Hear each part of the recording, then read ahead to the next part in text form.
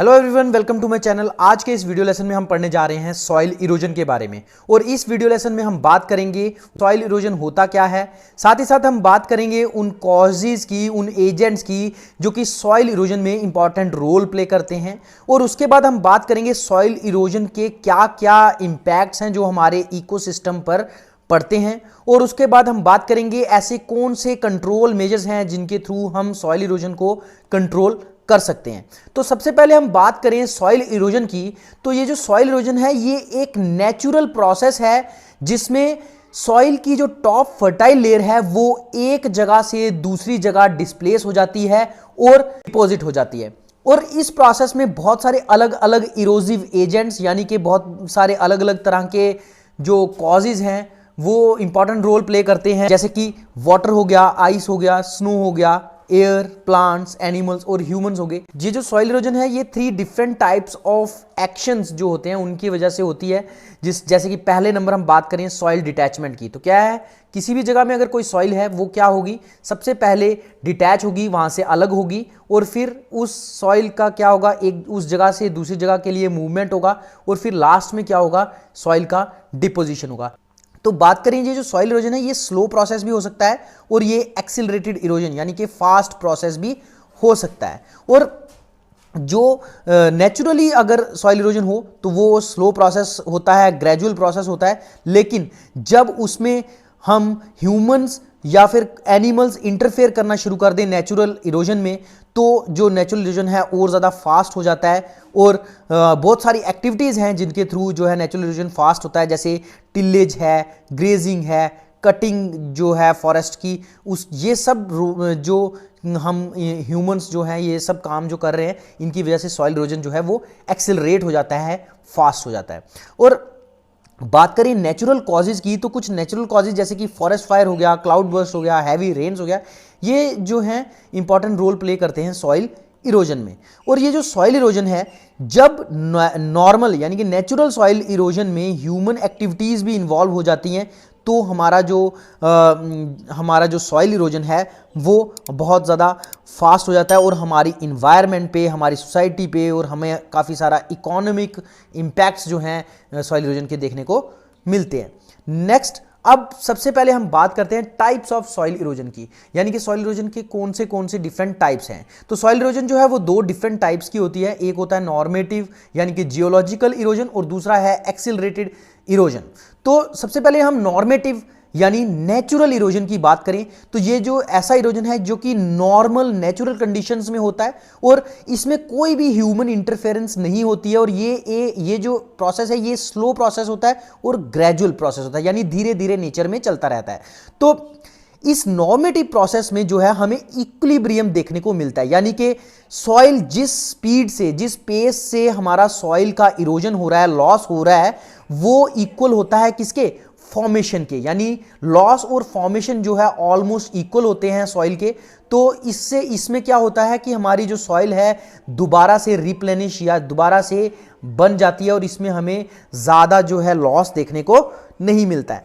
लेकिन on the other hand हम बात करें एक्सिलरेटेड इरोजन की, तो इसमें क्या होता है, इसमें भी नेचुरल इरोजन तो होता ही होता है, लेकिन ह्यूमंस हो गए, एनिमल्स हो गए, जब इनका इंटरफेरेंस हो जाता है तो हमारा जो है एक्सिलरेटेड इरोजन होता है। इसको समझने के लिए सिंपल भाषा में मैं बात करूं, natural erosion plus human and animal interference जो है, एनिमल इंटरफेरेंस जो है ये हमारा जो है एक्सिलरेटेड इरोजन करते हैं। बात करें जो एक्सिलरेटेड इरोजन है इसमें नो इक्विलिब्रियम यानी कोई भी इक्विलिब्रियम देखने को नहीं मिलता है, क्योंकि सॉइल का जो लॉस होने की स्पीड है वो ज़्यादा होती है एज कंपेयर टू फॉर्मेशन।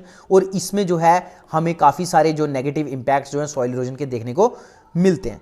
अब हम बात करते हैं कॉजेज ऑफ सॉइल इरोजन की, यानी ऐसे कौन से फैक्टर्स हैं, ऐसे कौन से कारण हैं जो कि सॉइल इरोजन में इंपॉर्टेंट रोल प्ले करते हैं।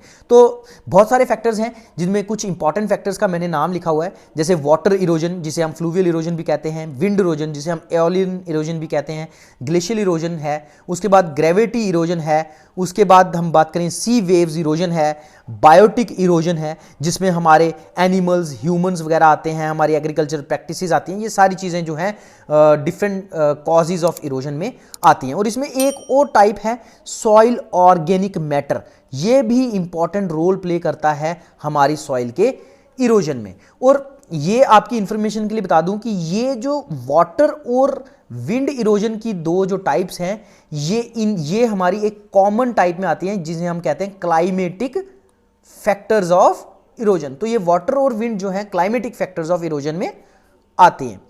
अब हम सॉइल इरोजन की जो डिफरेंट टाइप्स हैं उनको एक एक करके समझेंगे। सबसे पहले हम बात करें वाटर इरोजन की, जिसे हम फ्लूवियल इरोजन भी कहते हैं।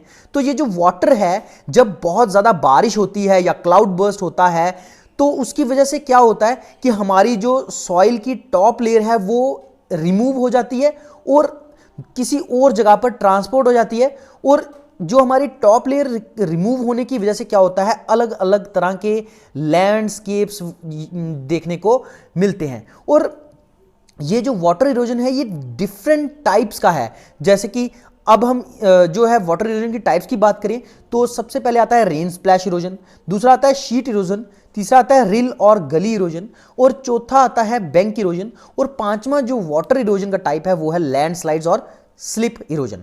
तो सबसे पहले हम बात करें रेन स्प्लैश इरोजन की, तो आप इसके नाम से ही समझ रहे होंगे। ये पहली वाले फोटो में आप देखिए कि रेन ड्रॉप्स जब हमारी टॉप सॉइल पे पड़ती हैं तो वो क्या करती हैं, सॉइल के पार्टिकल्स को रिमूव कर देती हैं, और इस टाइप के इरोजन को हम रेन स्प्लैश इरोजन कहते हैं। और जब हमारी रेन की ड्रॉप्स जो है सॉइल की ओर पड़ेंगी तो जब हमारे सॉइल के पार्टिकल रिमूव हो जाएंगे, लूज हो जाएंगे, तो वो क्या होंगे, ऑब्वियस सी बात है, वो मोबिलाइज हो जाएंगे, यानी एक जगह से दूसरी जगह मूव कर जाएंगे under the influence of water. तो ऐसे इरोजन को हम रेन स्प्लैश इरोजन कहेंगे। उसके बाद सेकंड आता है शीट इरोजन। शीट इरोजन के नाम से आप समझो कि पूरी की पूरी अगर टॉप सॉइल की शीट ही रिमूव हो जाए, उस तरह के प्रोसेस को हम शीट इरोजन कहेंगे। क्या होता है कि जब बहुत तेज बारिश होती है, जब बहुत तेज बारिश होती है और हमारी सॉइल की टॉप लेयर के ऊपर जब बारिश पड़ती है, तो ये आप इस सेकंड वाली फोटो में देखें कि ऊपर से सॉइल के सरफेस के ऊपर से एक पूरी शीट ही रिमूव हो गई है। जो फर्टाइल सॉइल थी उसकी पूरी की पूरी शीट रिमूव हो गई। तो इस टाइप के इरोजन को हम शीट इरोजन कहेंगे। अब थर्ड आता है रिल और गली इरोजन। तो रिल और गली इरोजन आप देख सकते हैं इस थर्ड इमेज में, नीचे देखिए, ये जो है गली फॉर्म हो जाती है जब बहुत ज़्यादा बारिश होती है या क्लाउड बर्स्ट होता है, तो बहुत सारे पानी क्लाउड बर्स्ट होता है, तो वाटर के इन्फ्लुएंस में क्या होता है, सॉइल की टॉप लेयर बह जाती है और बड़ी बड़ी जो काफ़ी सारी जो रिल्स हैं या गलीज जो हैं वो बन जाती हैं, और ये एक चैनल का काम करती है। इनके बीच से क्या होता है, रेन वाटर फ्लो करता है और जो है गलीज की फॉर्मेशन होती है। उसके बाद नेक्स्ट आता है हमारा बैंक इरोजन। तो बैंक इरोजन के नाम से आप सुनो, रिवर बैंक इरोजन भी हम इसे कह सकते हैं। और ये जो बैंक इरोजन है ये हमारी लेक्स में भी देखने को मिला है। जब बारिश होती है काफ़ी सारी, तो पानी जब नदियों में बहुत ज़्यादा हो जाता है तो जो नदियां हैं उनके जो बैंक्स हैं वो इरोड हो जाते हैं। उसके बाद नेक्स्ट आता है हमारा लैंडस्लाइड्स। तो लैंडस्लाइड्स को हम स्लिप इरोजन भी कहते हैं। और ये जो लैंडस्लाइड्स हैं ज़्यादातर स्टीप स्लोप्स में होता है, बहुत ज़्यादा जो खड़ी ढलानें होती हैं उन ढलानों में होता है। क्या होता है कि जब बहुत ज़्यादा रेन्स होती हैं तो जो रेन वाटर है वो क्या करता है, हमारी जो पहाड़ियाँ हैं उनके ऊपर जो सॉइल है उसके अंदर परकोलेट कर जाता है, जिसकी वजह से सॉइल का जो है वेट बढ़ जाता है। और जो रॉक और डेब्रीज जो होते हैं हमारे हिली एरियाज में या पहाड़ों पे, वो क्या करते हैं, उसके जो बेस में जाके इकट्ठी हो जाती है। तो इस टाइप के इरोजन को हम लैंडस्लाइड या स्लिप इरोजन भी कहते हैं। नेक्स्ट अब आता है विंड इरोजन। तो विंड इरोजन एक ऐसा प्रोसेस है जिसमें हमारी सॉइल की जो टॉप फर्टाइल लेयर है वो रिमूव होती है under the influence of wind, ठीक है। और विंड इरोजन को हम एओलियन इरोजन भी कहते हैं। और जो लैंड जिसपे कोई ग्रास नहीं होता, कोई प्लांट्स नहीं होते, वो ज़्यादा वल्नरेबल होती है विंड इरोजन के लिए, ठीक है। और ये जो विंड इरोजन है ये ज़्यादातर डेजर्ट्स में, सेमी डेजर्ट एरियाज़ में देखने को मिलता है, जैसे कि राजस्थान हो गया, कच्छ हो गया, मध्य प्रदेश हो गया। और ऐसे इलाकों में क्या होता है, स्ट्रॉन्ग विंड्स जो हैं वो ब्लो करती हैं, जिसकी वजह से जो है एओलियन इरोजन हो जाता है। उसके बाद जब क्या होता है कि स्ट्रॉन्ग विंड्स की वजह से जो है या फिर रेन की वजह से क्या होता है कि जो हमारी सॉइल के जो टॉप सरफेस है वो लूज हो जाता है। उसके बाद क्या होता है कि 3 डिफरेंट प्रोसेसेस जो हैं वो एयर इरोजन यानी विंड इरोजन में देखने को मिलते हैं, जिनके थ्रू हमारी जो है विंड इरोजन होती है। तो वो है सरफेस क्रीप, सॉल्टेशन और सस्पेंशन। तो सबसे पहले हम बात करें सरफेस क्रीप की, तो आप नाम से ही देख पा रहे होंगे क्रीप, क्रीप का मतलब होता है रेंगना। तो क्या होता है under the influence of wind क्या होता है कि जो सॉइल के जो पार्टिकल्स हैं वो क्या करते हैं जो है एक जगह से दूसरी जगह जो है क्रीप करते हैं यानी मूव करते हैं, और इस प्रोसेस को हम बोलते हैं सरफेस क्रीप। और इसमें क्या है पार्टिकल एक जगह से दूसरी जगह जो है हवा जो है उन पार्टिकल्स को ड्रैग करके ले जाती है, और इसमें सॉइल पार्टिकल्स का साइज इतना बड़ा होता है कि जो एयर है उनको उठा तो नहीं पाती है, लेकिन उनको जो है एक जगह से दूसरी जगह रोल या ड्रैग करके ले जाती है। और इस ड्यूरिंग दिस प्रोसेस क्या होता है कि जो सॉइल के पार्टिकल्स हैं वो एक दूसरे के साथ बंप करते हैं यानी एक दूसरे के साथ टकराते हैं और एक दूसरे को और भी छोटे फाइन पार्टिकल्स में तोड़ देते हैं। नेक्स्ट आता है हमारा सॉल्टेशन प्रोसेस, यानी सबसे पहले हमारा हुआ सरफेस क्रीप, उसके बाद आता है सॉल्टेशन, क्योंकि अब हमारे जो सॉइल के पार्टिकल्स हैं जो सरफेस क्रीप में टूट के एक दूसरे से टकराकर टूटे थे वो थोड़े और फाइन हो चुके हैं, और अब जो है विंड जो है इन पार्टिकल्स को जो है इजीली थोड़ा सा उठा सकती है, ज़्यादा उठा के दूर नहीं ले जा सकती है लेकिन थोड़ा थोड़ा उठाती है, जिसमें क्या होता है कि जो हमारी जो विंड है वो इनको लिफ्ट करती है फिर ड्रॉप करती है। ये आप देख रहे हैं यहाँ पे ये लिफ्ट हो गया, फिर यहाँ पे सॉइल पार्टिकल ड्रॉप हो गया। तो इससे क्या है लिफ्टिंग और ड्रॉपिंग में जो है हॉपिंग और बाउंसिंग मोशन जो है हमें सॉइल पार्टिकल्स का देखने को मिलता है। और इसमें क्या होता है हॉपिंग और बाउंसिंग प्रोसेस में क्या होता है जब ये सॉइल पार्टिकल्स हैं ये देखिए एक दूसरे के साथ टकराते भी हैं, जिससे ये और ज़्यादा फाइन साइज में जो है टूट जाते हैं। ठीक है, नेक्स्ट जो हमारा सॉल्टेशन प्रोसेस है उसके बाद आता है हमारा सस्पेंशन। तो ये जो सस्पेंशन है, सस्पेंशन में ज़्यादातर डर्ट और डस्ट जो है वो देखने को मिलते हैं, क्योंकि अब हमारे सॉल्टेशन प्रोसेस में जो हमारे सॉइल पार्टिकल्स थे वो और ज़्यादा फाइन हो गए हैं, और अब हमारे सॉइल पार्टिकल इतने छोटे हो गए हैं कि वो डस्ट और डर्ट में चेंज हो गए हैं, और इनको जो है हमारी जो एयर है जो विंड है वो ईजिली इन सॉइल पार्टिकल्स को लिफ्ट कर लेती है और हवा में और उनको उड़ाकर ले जाती है। और ये जो सस्पेंशन जो प्रोसेस है विंड इरोजन का ये ईजिली रिकॉग्नाइजेबल है, यानी हम इससे ईजिली देखते हैं। देखो हम जब देखते हैं आंधी तूफान आ रहा है तो उसमें जो है वो जो है सस्पेंशन प्रोसेस ही होता है, उसी में जो है हमारे जो सॉइल के फाइन पार्टिकल्स हैं जो हैं वो विंड जो है उड़ाकर ले जाती है और एक जगह से दूसरी जगह जो है पहुंचा देती है। और ये जो सस्पेंशन प्रोसेस है इसमें क्या है कि जो सॉइल के छोटे छोटे पार्टिकल्स हैं जो एक जगह से दूसरी जगह ट्रांसपोर्ट होते हैं वो जाकर क्या है रॉक्स वगैरह से या और हमारे लैंडस्केप्स हैं उनके साथ टकराते हैं और उनको अलग अलग तरह की शेप्स देते हैं, और हमें इसमें सैंड ब्लास्टिंग या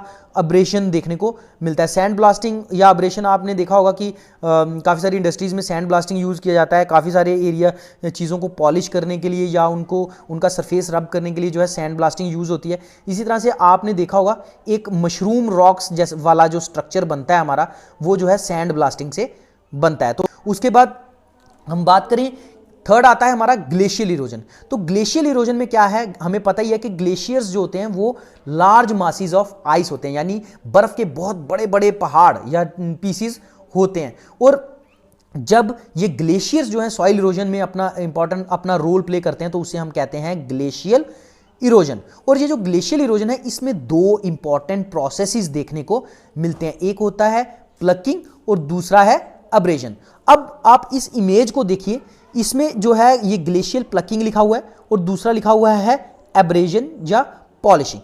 तो सबसे पहले हम ग्लेशियल प्लकिंग की बात करें तो आपने देखा होगा कि जब आप अपने हाथ में आइस पकड़ते हो तो वो आपके हाथ के साथ एकदम से चिपक जाती है।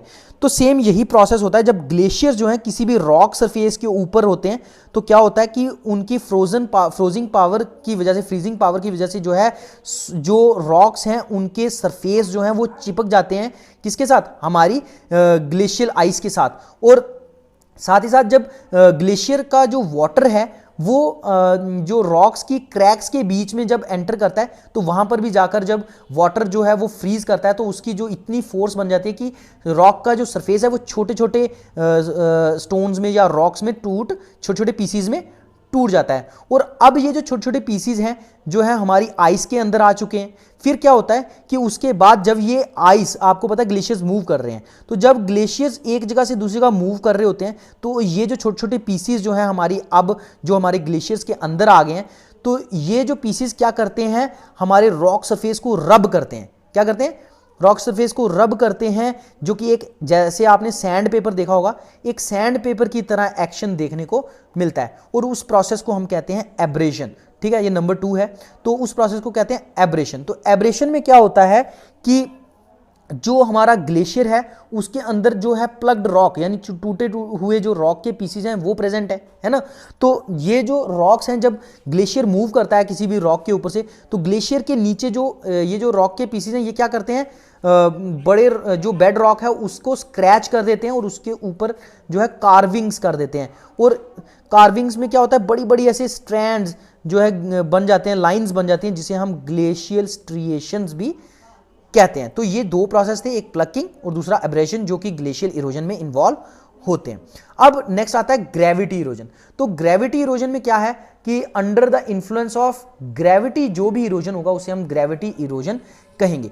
तो इसमें क्या है कि जब आपको पता है ग्रेविटी हमेशा नीचे की तरफ ही एक्ट करती है, तो ग्रेविटी के इन्फ्लुएंस में क्या होगा, जो रॉक पार्टिकल्स होंगे वो डाउन स्लोप मूव करेंगे और जो ढलान है उसके नीचे जाके जो है under the influence of gravity जो है सेडिमेंट्स जाके डिपॉजिट हो जाते हैं। तो ये जो ग्रेविटी इरोजन है ये 2 तरह की होती है, एक होती है कोहेरेंट इरोजन, एक होती है इनकोहेरेंट इरोजन। तो ये जो सबसे पहले बात करें कोहेरेंट इरोजन की, जब रॉक्स के बड़े बड़े जो मासिस हैं जब वो under the influence of gravity जो है वो गिरते हैं, टूटते हैं, तो उसे हम कोहेरेंट इरोजन कहते हैं। और दूसरे नंबर, जब हमारे छोटे छोटे पार्टिकल्स में टूट जाता है रॉक और वो जब इरोड होता है तो उसे हम इनकोहेरेंट इरोजन कहते हैं। अब सबसे पहले आप इस इमेज में देखिए, ये जो इमेज है इसमें एक बहुत बड़ा रॉक का पीस जो है वो टूट कर जो है हमारी रोड में आ गया। तो इस तरह का इरोजन जो है वो कोहेरेंट इरोजन होता है। नेक्स्ट आप ये साथ वाली इमेज में देखें, ये होता है इनकोहेरेंट इरोजन। इसमें देखिए आप साथ में बड़े बड़े रॉक्स तो आए ही हैं, लेकिन साथ में जो है छोटे छोटे सेडिमेंट्स जो हैं, सॉइल पार्टिकल जो हैं, छोटे छोटे रॉक के पीसेस जो हैं वो भी जो है क्लिफ्स के जो बेस में आकर डिपॉजिट हो गए हैं। तो इस टाइप के इरोजन को हम करेंगे इनकोहेरेंट इरोजन। उसके बाद अब जो ग्रेविटी इरोजन है उसके भी बहुत सारे एग्जांपल्स हैं, जैसे स्लंप हो गया, क्रीप हो गया, रॉक फॉल हो गया, रॉक स्लाइड हो गया, मड फ्लो हो गया, एवलांच हो गया। सबसे पहले स्लंप की बात करें तो देखिए, जब हमारा जो रॉक है या फिर हमारी सॉइल है उसमें क्या है, बहुत ज़्यादा पानी जब सीप कर जाएगा तो वो हैवी हो जाएगी। तो एक कर्व्ड सरफेस एरिया के अलोंग जो है ये जो है इसमें सॉइल पार्टिकल्स या रॉक पार्टिकल्स जो है वो इरोड होंगे। तो इस तरह के इरोजन को हम स्लंप कहते हैं। उसके बाद नेक्स्ट आता है, ये इमेज देखिए, ये आप इसको बोलेंगे क्रीप। क्रीप मतलब मैंने आपको बताया था रेंगना या स्लो मूवमेंट। तो क्या होता है, under the influence of gravity जो है ये सॉइल जो है स्लोप के अकॉर्डिंग जो है नीचे की तरफ मूव कर रही है, और जिसकी वजह से देखिए ये प्लांट्स भी जो है इनके ट्रंक्स भी जो है टर्न हो गया। तो इस तरह के इरोजन को हम कहेंगे क्रीप। ठीक है, अब आता है रॉक फॉल। तो रॉक फॉल की बात करें तो ये देखिए, ये वाला रॉक फॉल का एग्जाम्पल है।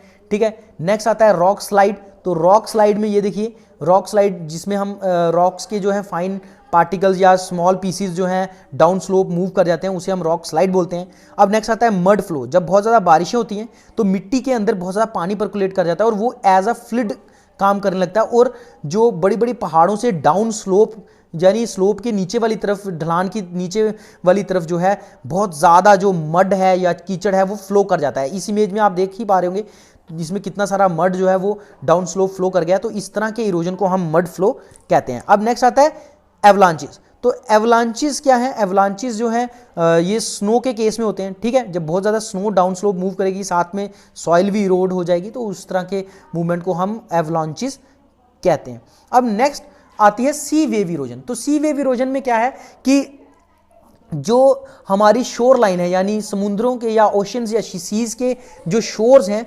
उसका जब इरोजन होता है उसे under the influence of sea waves, उसे हम सी वेव इरोजन कहते हैं, जिसे हम कोस्टल इरोजन भी कहते हैं। और इसमें क्या होता है, जो हमारी लैंड का जो मास होता है, यानी जो हमारे शोर्स में जो लैंड मास होता है उसका इरोजन होता है, और under the influence of waves, winds और टाइड्स। आपको पता है ये टाइड्स के आने के लिए या वेव्स के आने के लिए जो है विंड्स इंपॉर्टेंट होती हैं। तो under the influence of waves या टाइड्स जो है जो इरोजन होगा उसे हम कहेंगे सी वेव इरोजन। और इसमें जो है ह्यूमन इंटरफेरेंस भी हो सकता है। बाय द वे, अगर हम बहुत ज़्यादा ड्रेजिंग करते हैं शोर की, तो उसमें क्या है कि वहाँ पे पानी बहुत ज़्यादा हो जाएगा और जो शोर्स हैं उन्हें सपोर्ट नहीं होगी इतनी ज़्यादा, तो उसमें भी सॉइल इरोजन देखने को मिलता है। अब नेक्स्ट आता है बायोटिक इरोजन, या जिसमें हम डिफॉरेस्टेशन की बात भी करेंगे, एग्रीकल्चर प्रैक्टिसेस की बात करेंगे, ओवर ग्रेजिंग की भी बात करेंगे। सबसे पहले हम बात करें एग्रीकल्चर की, तो हमें पता है कि हम एग्रीकल्चर के लिए बहुत ज़्यादा ट्रीज़ को काट देते हैं ताकि हमारी जो लैंड है वो प्रिपेयर हो सके कल्टीवेशन के लिए। तो इस केस में भी जो है ट्रीज़ कटने की वजह से भी सॉइल इरोजन जो है बहुत ज़्यादा बढ़ जाता है। उसके बाद हम जो टिलेज प्रैक्टिसेस करते हैं उसकी वजह से भी जो है सॉइल का जो ऊपर वाला सरफेस है वो लूज हो जाता है और सॉइल इरोजन देखने को मिलता है। उसके बाद जो हमारे ट्रैक्टर्स या बड़ी बड़ी हैवी मशीनरीज जो हम एग्रीकल्चर लैंड में यूज़ करते हैं, उनके जो टायर्स हैं उनकी वजह से जो है बहुत बड़े बड़े ग्रूव्स जो हैं सॉइल में बन जाते हैं, और जब बारिश आती है तो वहीं से जो है चैनल्स बन जाते हैं वाटर फ्लो के लिए, और वहाँ पे भी जो है सॉइल इरोजन देखने को मिलता है। अब ओवर ग्रेजिंग की बात करें तो जिस जगह पे ओवर ग्रेजिंग होती है, हमें पता है कि जो हमारे जो लाइव स्टॉक हैं वो क्या करते हैं, गोट्स, शीप्स, बफेलोज, काउज, ये क्या करते हैं कि हमारी जो सॉइल है उसके ऊपर जो ग्रास होता है उसके ऊपर फीड करते हैं। लेकिन ज़्यादातर ओवर ग्रेजिंग के कारण क्या होता है कि जो ग्रास होता है इसे जो है एनिमल्स जो हैं वो जड़ से उखाड़ देते हैं और जो है खा जाते हैं, जिसकी वजह से क्या होता है कि सॉइल के ऊपर जो ग्रास कवर है वो क्या हो जाता है, खत्म हो जाता है, और उसकी वजह से सॉइल जो है वो जो है इरोजन के लिए प्रोन हो जाती है। उसके बाद लॉगिंग और माइनिंग की हम बात करें तो लॉगिंग और माइनिंग की बात करें तो माइनिंग में आपने देखा होगा कि जहां कई जगह ज़्यादातर जो सरफेस माइनिंग होती है, यानी जो लैंड के सरफेस के पास ही जो है कोल, पेट्रोलियम, कोई ऐसी चीज़ जो है मिनरल्स वगैरह जो डिपॉजिट होते हैं, अगर उनको निकालना हो तो क्या होता है, लैंड की सरफेस से जो भी ट्रीज़ वगैरह होंगे, ग्रासेस वगैरह होंगे, उन सबको क्लियर कर दिया जाता है। इसकी वजह से भी जो है लैंड जो है सॉइल इरोजन के लिए बहुत ज़्यादा प्रोन हो जाती है। तो ये भी एक इम्पॉर्टेंट फैक्टर है सॉइल इरोजन का। उसके बाद कंस्ट्रक्शन एक्टिविटीज़ की बात करें, ये तो सभी को नोन है कि अगर कहीं पे भी कंस्ट्रक्शन करना है वहाँ पे कंस्ट्रक्शन के लिए फॉरेस्ट को क्लियर किया जाता है ना, फॉरेस्ट जो है क्लियर किया जाता है। और जब भी हमारी सॉइल के ऊपर अगर फॉरेस्ट कवर नहीं है तो क्या होगा, इरोजन बहुत ज़्यादा बढ़ जाएगा। अब नेक्स्ट आता है हमारा सॉइल ऑर्गेनिक मैटर। तो ये भी इंपॉर्टेंट फैक्टर है। हमारी सॉइल में जितना ज़्यादा ऑर्गेनिक मैटर होगा उतना ही जो है हमारी सॉइल इरोजन कम होगी। ये जो सॉइल ऑर्गेनिक मैटर है ये एक सॉइल के जो पार्टिकल्स हैं उनके बीच बाइंडिंग एजेंट का काम करता है, और अगर कोई चीज़ जुड़ी हुई है, कंसोलिडेटेड है, उसके ऊपर जो है अगर बारिश पड़ेगी तो वो ईजिली जो है इरोड नहीं होगा, है ना। नेक्स्ट अब बात करते हैं इंपैक्ट्स ऑफ सॉइल इरोजन की, यानी सॉइल इरोजन के क्या क्या हमारी सॉइल पे। नेक्स्ट अब हम बात करते हैं इंपैक्ट्स ऑफ सॉइल इरोजन, यानी सॉइल इरोजन के क्या नेगेटिव इफेक्ट्स जो है हमारे इकोसिस्टम पे, हमारी इकोनॉमी पे, हमारी सोसाइटी पे पड़ते हैं। सबसे पहले हाई फ्लड रिस्क या फिर क्लॉगिंग ऑफ वाटरवेज। तो देखिए, अगर आपको पता, हमें पता है कि सॉइल इरोजन में जो है सॉइल जो है वो बहुत ज़्यादा बह जाती है ना। जब ये सॉइल एक जगह से ट्रांसपोर्ट होती है तो दूसरी जगह जाके डिपॉजिट तो होती है ना। तो क्या होता है, कई बार क्या होता है, ये जो सॉइल है जाकर बहुत सारे जो स्ट्रीम्स हैं, जो रिवर्स हैं, उनके बेस में, उनके अंदर जाके जो है डिपॉजिट हो जाती है। काफ़ी सारे नालाज वगैरह जो हैं, हमारे छोटी स्ट्रीम्स वगैरह हैं, उनमें जाकर काफ़ी सारी जो नालियाँ वगैरह हैं उनमें जाकर जो है ये डिपॉजिट हो जाती है हमारी सॉइल, जिसकी वजह से जो है हमारी वाटरवेज जो है वो क्लॉग हो जाती हैं, यानी चोक हो जाती हैं, बंद हो जाती हैं, जिसकी वजह से पानी ओवरफ्लो हो जाता है और जो है नॉर्मल इलाके में जो है फ्लड्स आ जाता है। तो ड्रेनेज सिस्टम खराब होने की वजह से जो है वो फ्लडिंग भी देखने को मिलती है। उसके बाद लैंड लॉस है, जैसे कि अगर सॉइल के ऊपर वाली टॉप फर्टाइल लेयर ही बह जाएगी तो हमारा लैंड लॉस तो होगा ही ना। हमारा जो कई बार क्या होता है, अब ज़मीन में बहुत गलीज वगैरह, जो मैंने रील इरोजन या गली इरोजन बताया था, तो गलीज वगैरह बन जाती है। उससे क्या होता है, हमारी सॉइल बह गई, वहाँ पे बड़े बड़े गड्ढे बन गए, तो हमारी सॉइल जो है काम करने के लिए कल्टीवेशन के लायक नहीं रहेगी। तो जिसे हम इससे क्या होगा, इरोजन से क्या होगा, लैंड लॉस भी हमें होता है। उसके बाद डेजर्टिफिकेशन होगी, है ना।